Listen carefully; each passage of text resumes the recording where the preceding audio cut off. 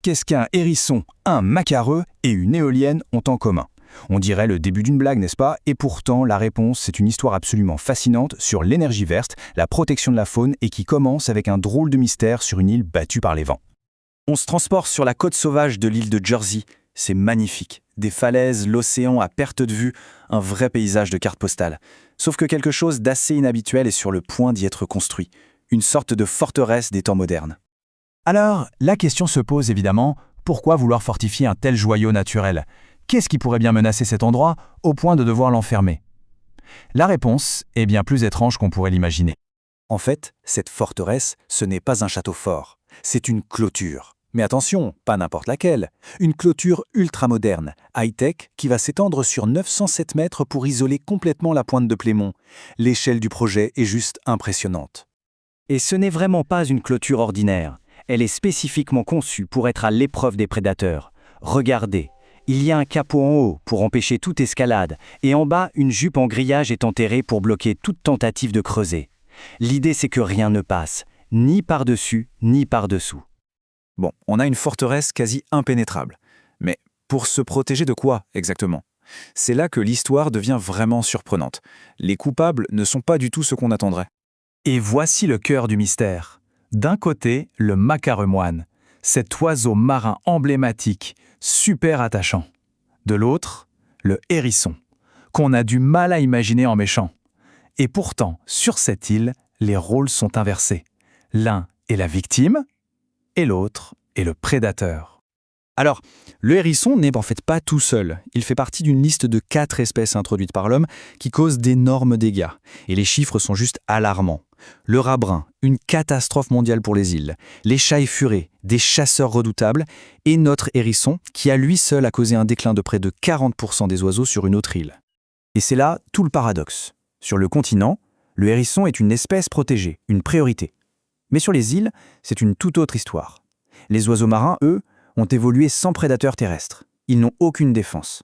Alors, quand le hérisson était introduit dans les années 70, il s'est retrouvé au paradis. Pas de prédateurs pour lui et des proies faciles partout. Une vraie catastrophe écologique. Mais l'histoire ne s'arrête pas là. Elle prend un virage encore plus inattendu quand on se demande qui finance un projet de conservation aussi spécifique et coûteux. La réponse va nous emmener très très loin de Jersey. D'un côté, on a donc notre petite pointe côtière à Jersey.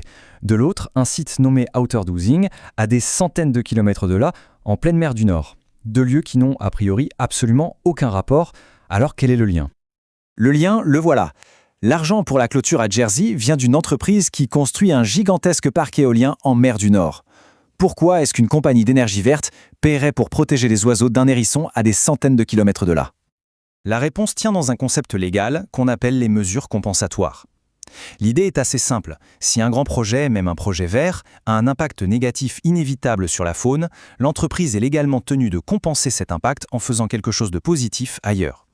C'est une forme de comptabilité écologique en quelque sorte. Un acte d'équilibrage assez complexe entre le besoin de progrès et la protection de la nature. Parce que le problème, c'est que la construction d'un parc éolien, aussi nécessaire soit-elle, ça perturbe les oiseaux marins. Ça peut les éloigner de leur zone de pêche, ce qui a évidemment un impact négatif sur leur population. Et c'est là que la solution se met en place.